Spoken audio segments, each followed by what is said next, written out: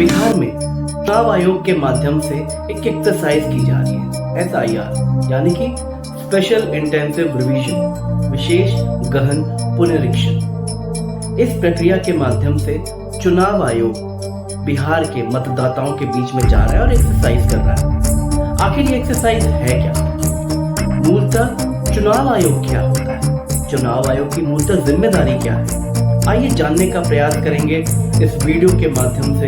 What is election commission, उनकी roles responsibility क्या है, बिहार में ये जो सर एक्सरसाइज है ये क्या है, और हाल फिलहाल में चुनाव आयोग की एक्टिविटीज पर और उनके ऊपर जो प्रश्न चिन्ह लगे हैं उसके बारे में। चुनाव आयोग यानी कि इलेक्शन कमीशन यह एक कॉन्स्टिट्यूशनल बॉडी है जिसका कि गठन 25 जनवरी 1950 को किया गया था, और इस सिद्धांत से कि यह एक बॉडी रहेगी जिसका मूलभूत काम रहेगा free and fair election conduct कराना। चुनाव आयोग समय समय पर यह एक्सरसाइज करता रहा है। उसका एक मूलभूत और सिद्धांत है कि किस तरह से सबको लेवल प्लेइंग फील्ड दी जाए, समान अवसर दिया जाए, चाहे वह अपने मत का प्रयोग करने का हो या फिर खुद प्रतिनिधित्व करने का। कोई भी भारत का नागरिक जिसकी उम्र 18 साल या उससे ऊपर है वह चुनाव प्रक्रिया में भाग ले सकता है, अपने मत का प्रयोग कर सकता है। सारी प्रक्रिया किस तरह से स्मूथली कंडक्ट किया जाए यह इलेक्शन कमीशन की मूलभूत जिम्मेदारी है। इलेक्शन कमीशन बेसिकली 3 लोगों की मेंबर की एक कमेटी होती है जिसके चेयरमैन को हम चीफ इलेक्शन कमिश्नर कहते हैं। बाकी तो कॉन्स्टिट्यूएंट मेंबर्स होते हैं जिनको इलेक्शन कमिश्नर कहा जाता है। इसी तरह स्टेट्स में स्टेट इलेक्शन कमिश्नर होते हैं। तो इन सभी लोगों के डायरेक्शंस के माध्यम से इलेक्शंस कंडक्ट कराए जाते हैं और इन्हीं के कंधे पर यह बीड़ा होता है कि किस तरह से स्मूथली एंड इलेक्शन कंडक्ट कराए जा सके, चाहे वह लोकसभा का हो, विधानसभा का हो, म्युनिसिपल इलेक्शन हो, पंचायत या किसी भी प्रकार के इलेक्शंस। आर्टिकल 324, आर्टिकल 326 और representation of people act section 21 के माध्यम से चुनाव आयोग को यह जिम्मेदारी और शक्तियां मिलती हैं कि किस तरह से वह इलेक्टोरल रोल बना सके, यानी मताधिकार की सूची बना सके मताधिकार प्रयोग करने वालों की, और किस तरह से वह इस प्रक्रिया को अलग अलग समय पे रिवाइज कर सकता है, कब कंडक्ट करना है, किसको मताधिकार देना है। ये इन सेक्शन और के माध्यम से इलेक्शन कमीशन को यह जिम्मेदारी दी जाती है। बिहार में जो स्पेशल इंटेंसिव रिवीजन की एक्सरसाइज चल रही है उस पर आने से पहले यह जानने का प्रयास करते हैं आखिर क्यों इलेक्शन कमीशन की फंक्शनिंग पर लगातार प्रश्न चिन्ह लगाए जा रहे हैं। कई सारे सिटीजन ग्रुप, कई सारे civil society groups supreme court, high court approach कर रहे हैं अगेंस्ट इलेक्शन कमीशन। ऐसा क्यों हो रहा है? यह अप्रत्याशित है। इतने केसेस इलेक्शन कमीशन के अगेंस्ट पहले कभी देखने को नहीं मिले, लेकिन इसके मुख्यतः कारण क्या है आइए जानने का प्रयास करें। इसका पहला प्रमुख कारण है इलेक्शन कमीशन की जो अपॉइंटमेंट है अब वो फ्री एंड फेयर नहीं रह गई है। दूसरी चीज, इलेक्शन कमीशन की तरफ से बार बार absolute exact data final voter turnout का नहीं मुहैया कराया जा रहा है या बहुत लेट से कराया जा रहा है। तीसरी, लगातार वोटर लिस्ट से छेड़छाड़ की जा रही है और इलेक्शन कमीशन की संज्ञान में बार बार यह जानकारी लाने के बाद भी इलेक्शन कमीशन चुप है, इस पर कोई एक्शन नहीं। चौथा, मॉडल कोड ऑफ कंडक्ट जब चुनाव की घोषणा हो जाती है उसके बाद कई तरह के वायलेशंस हो रहे हैं, लेकिन इलेक्शन कमीशन की जो एक्सरसाइज है, जो इसका एक्शन लिया जाता है वह एक तरफा देखा गया है। रूलिंग पार्टी पर लगभग ना के बराबर कोई एक्शन लिया जाता है, लेकिन ऑपोजिशन लीडर्स पर इलेक्शन कमीशन भर भर के एक्शन करता है। इन सारे डिसीजंस को, इन सारे रीजंस को गंभीरता से और डिटेल में जानने का प्रयास करते हैं। सुप्रीम कोर्ट की मार्च 2023 की एक ऐतिहासिक जजमेंट है। 5 जजों की बेंच ने एक जजमेंट सुनाई जिसके तहत इलेक्शन कमिश्नर्स का जो अपॉइंटमेंट है वो 3 मेंबर का पैनल करेगा। वह 3 मेंबर का पैनल होगा, प्रधानमंत्री, नेता प्रतिपक्ष और चीफ जस्टिस ऑफ इंडिया। एक न्यूट्रलिटी लाने के लिए यह एक जजमेंट दिया गया ताकि इलेक्शन कमिश्नर की भी अपॉइंटमेंट पारदर्शी और निष्पक्ष रूप से की जा सके। लेकिन केंद्र सरकार ने सेम ईयर नवंबर 2023 में एक बिल पारित करवाकर इलेक्शन कमिश्नर्स की अपॉइंटमेंट अपने हाथ में ले ली। अब इलेक्शन कमिश्नर की अपॉइंटमेंट के लिए जो 3 मेंबर की कमेटी है उसमें कौन रहेगा? प्राइम मिनिस्टर, नेता प्रतिपक्ष और एक कैबिनेट मिनिस्टर जो कि प्रधानमंत्री जी के द्वारा अपॉइंट या नॉमिनेट किए जाएंगे। एक तरह से 2:1 का रेशियो रख लिया गया रूलिंग पार्टी के द्वारा। यह पूरी तरीके से अनट्रांसपेरेंट, अनडेमोक्रेटिक बिल लाया गया और इस बिल को भी सुप्रीम कोर्ट में चैलेंज किया गया है। लेकिन अभी के लिए इलेक्शन कमिश्नर की अपॉइंटमेंट ये 3 लोगों का पैनल करता है। दूसरा, हमने दिल्ली के चुनाव, चाहे महाराष्ट्र के चुनाव या हरियाणा के चुनाव, हमने स्पष्ट रूप से देखा कि किस तरह से वोटर लिस्ट के साथ छेड़छाड़ की गई। आइए इसको एक उदाहरण के माध्यम से समझने का प्रयास करते हैं। दिल्ली चुनाव में बहुचर्चित सीट थी नई दिल्ली विधानसभा। नई दिल्ली विधानसभा में टोटल वोट्स जो थे 2020 में वो लगभग थे 1,46,122 वोट। 2025 तक आते आते इन वोट्स में एडिशंस, डिलीशंस और रिवीजन एक्सरसाइज के बाद जो वोट्स हुए 1,08,574 वोट। लगभग 38,000 के आसपास वोट्स का डिलीशन किया गया और कुछ नए वोट्स भी ऐड किए गए, लेकिन डिलीशन इससे ज्यादा थे। लगभग 2020 में जो वोटिंग परसेंटेज रहा वो 52.37 रहा, लेकिन 2025 में जो वोटिंग परसेंटेज था वो लगभग 56.41 हुआ।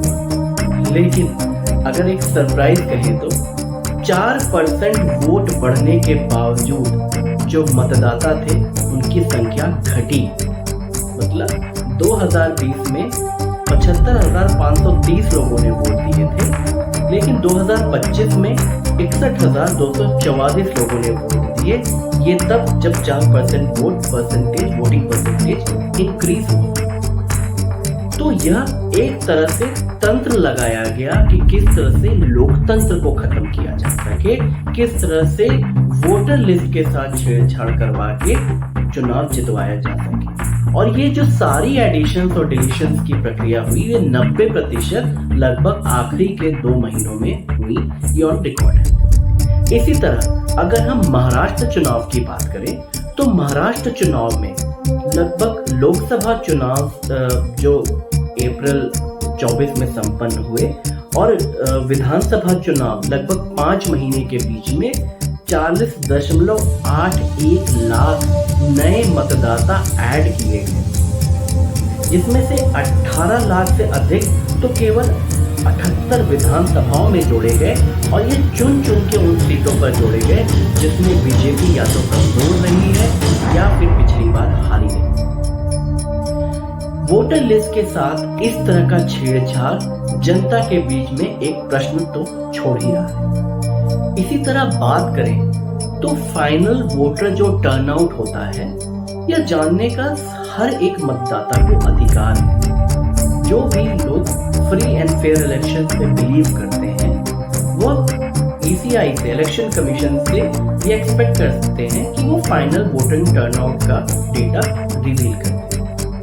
जब चुनाव पर्चियों से होते थे, जबकि EVM का मशीन का कोई नामो निशान नहीं था, तब हमको 1 या 2 दिन में पता चल जाता था कि फाइनल वोटिंग टर्नआउट क्या है, फाइनल वोटर एग्जैक्ट काउंट क्या है। लेकिन अब मशीन के आने के बाद भी और डिजिटल इंडिया होने के बाद भी, जिसकी हम कसीदे पढ़ते हैं, हमारे प्रधानमंत्री जी सरकार के द्वारा कसीदे पढ़ी जाती हैं किस तरह से हम इंडिया को डिजिटलाइज कर रहे हैं, लोकसभा के चुनाव के एब्सोल्यूट वोटिंग काउंट के नतीजे आने में लगभग 11 दिन लग गए।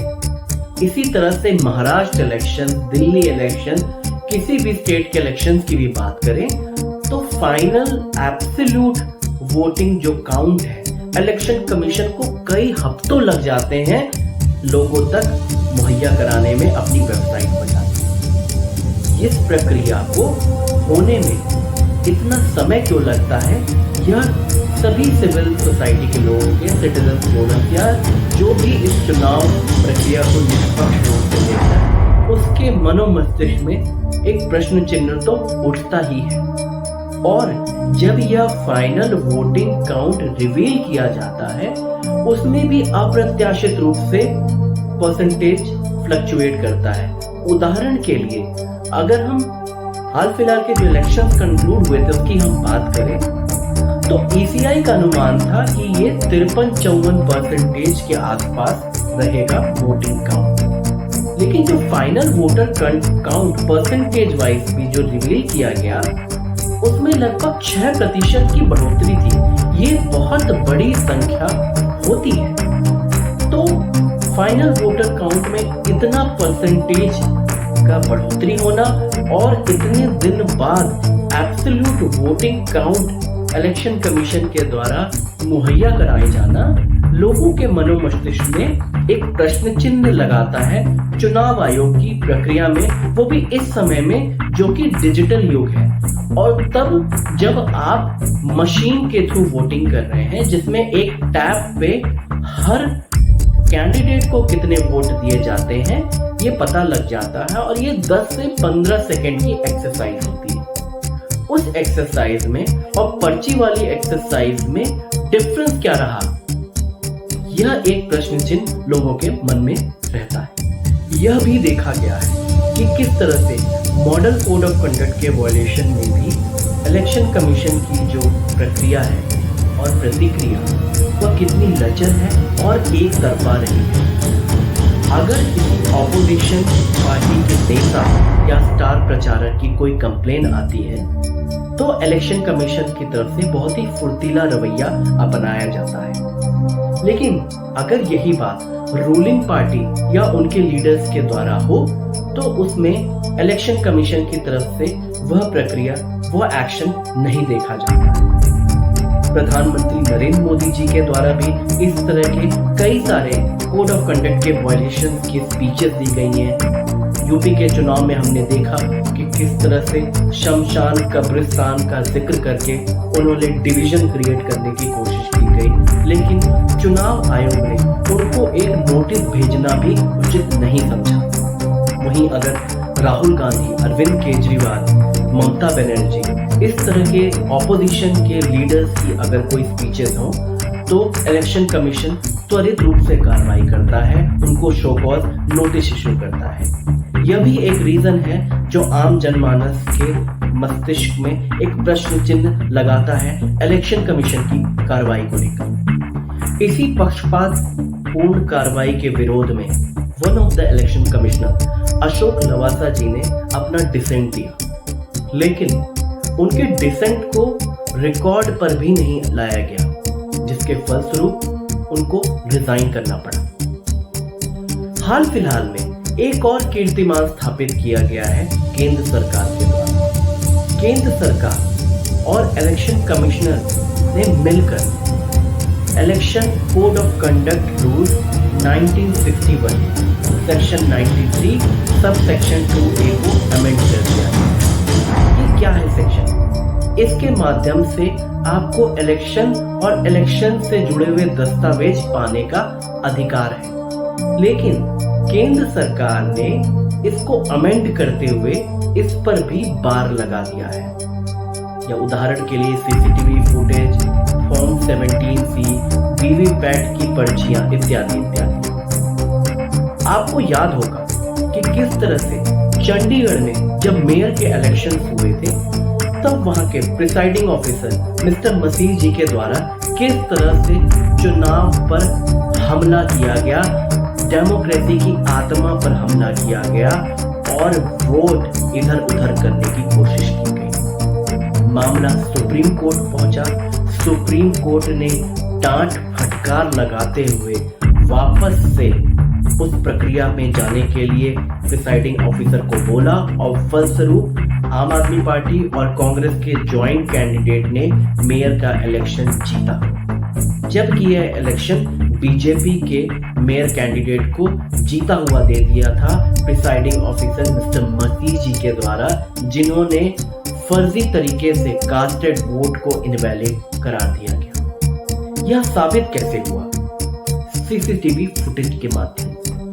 उस सीसीटीवी फुटेज को सुप्रीम कोर्ट में एज अ दस्तावेज प्रस्तुत किया गया, जिसके बेसिस पे यह जजमेंट आई। लेकिन अब केंद्र सरकार मिलकर ये रूल को ही अमेंड कर दी है।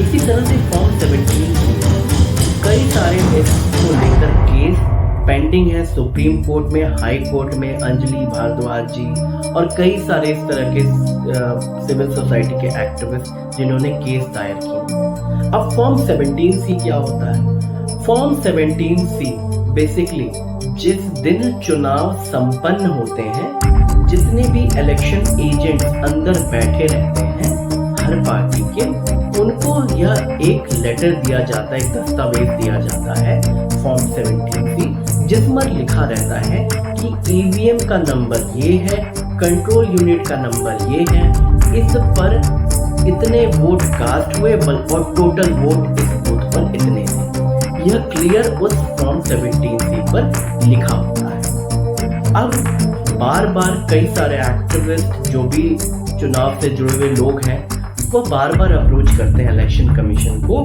कि यह बेसिक जानकारी फॉर्म 17C उत्पन्न कराई जाए और इसको पब्लिक कर दिया जाए इलेक्शन कमीशन के माध्यम से। लेकिन इस पर भी इलेक्शन कमीशन का रवैया बहुत ही उदासीन रहा है।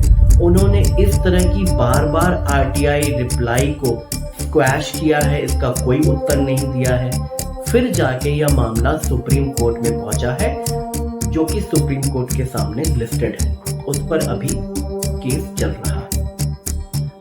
इलेक्शन कमीशन के इस तरह की बार बार संदेह के घेरे में आना पूरी निष्पक्ष चुनाव प्रक्रिया पे एक प्रश्न चिन्ह लगाता है। जो फ्री एंड फेयर इलेक्शन करवाने का जो रियल ऑब्जेक्टिव है इलेक्शन कमीशन पे, उस पे प्रश्न चिन्ह लगाता है। अब आते हैं बिहार चुनाव में, जिसमें कि SIR यानी स्पेशल इंटेंसिव रिवीजन, विशेष गहन पुनरीक्षण की एक्सरसाइज की जा रही है। बेसिकली यह एक्सरसाइज बिहार में 2003 में भी की गई थी। यह एक्सरसाइज वैसे तो नैतिक रूप से चुनाव आयोग का एक कर्तव्य है। चुनाव आयोग को यह जिम्मेदारी है कि किस तरह से इलेक्टोरल रोल बार बार रिवाइज किए जाए और एग्जैक्ट और अपडेटेड वोटर की लिस्ट रहे हर चुनाव के पहले, यह देखना उनकी जिम्मेदारी भी है। तो उसी के तहत यह एक्सरसाइज की जा रही है बिहार में चुनाव में। लेकिन इलेक्शन कमीशन का सबसे पहले तो प्रश्न चिन्ह लगना इसलिए स्वाभाविक है क्योंकि यह पूरी एक्सरसाइज वो 1 महीने में संपन्न करना चाहते हैं, जबकि नवंबर में बिहार के चुनाव हैं और ऐसे ऐसे दस्तावेज मांगे जा रहे हैं वह किसी भी आम नागरिक के लिए होना बहुत मुश्किल है। बर्थ सर्टिफिकेट, पासपोर्ट नंबर वगैरह वगैरह, इस तरह के डॉक्यूमेंट्स 11 डॉक्यूमेंट्स मांगे जा रहे हैं जो किसी के पास होना भी बहुत मुश्किल है। बिहार जैसे राज्य के लिए जहां पे अभी भी डिजिटली लोग बहुत कम कनेक्टेड हैं, उसमें बेसिक आधार कार्ड रखने के लिए भी जद्दोजहद होती है। कई सारे ऐसे जिला हैं जहां पर लगातार बाढ़ की प्रक्रिया बनी रहती है, बाढ़ की समस्या बनी रहती है, घर के पूरे सामान बह जाते हैं। ऐसे में इस तरह की एक्सरसाइज करना और उस एक्सरसाइज के माध्यम से वोटर और इलेक्टोरल लिस्ट को अपडेट करना और इतनी कम समय सीमा रखना, यह अपने आप में संदेहास्पद है। इलेक्शन कमीशन की यह जिम्मेदारी है कि उसको देखना है कि हर किसी का मताधिकार किस तरह से सुनिश्चित किया जा सके। आखिरी पैदान में, उस लाइन में लगे आखिरी व्यक्ति तक किस तरह से मत अपना वोट यूज करने की फैसिलिटी प्रोवाइड की जाए, इसको देखना चुनाव आयोग का मूल कर्तव्य है, न कि इलेक्टोरल रोल से लोगों को एक्सक्लूड करना। यह बिल्कुल सत्य है कि किस तरह से बिहार और कई सारे ऐसे राज्यों में बहुत स्तर पर माइग्रेशन हुआ है, फिर सेटलमेंट हुआ है, फिर माइग्रेशन हुआ है, उसमें इस तरह की रिवीजन की एक्सरसाइज चलनी चाहिए। यह रिवीजन की एक्सरसाइज ऐसा नहीं है कि अभी हो रही है, यह हर साल जो भी आपके बीएलओ होते हैं, विशेषकर आंगनवाड़ी की बहनें होती हैं, शिक्षा मित्र होते हैं, वो घर घर जाते हैं और इस चीज को देखते रहते हैं। लेकिन इस तरह की एक्सरसाइज करना जिसमें आप लोगों को सहूलियत से ज्यादा कष्ट दे रहे हैं और एक समय सीमा, यह फिर से इलेक्शन कमीशन पे प्रश्न चिन्ह उठाती है। किसी भी डेमोक्रेटिक सिस्टम का यह खूबसूरती होती है उसकी चुनाव प्रक्रिया। चुनाव प्रक्रिया और उसमें भाग लेने वाले लोग ही उस डेमोक्रेटिक सिस्टम को अपग्रेड करते हैं, उस डेमोक्रेसी की सैनिटी, उसकी शुद्धता मिलती है।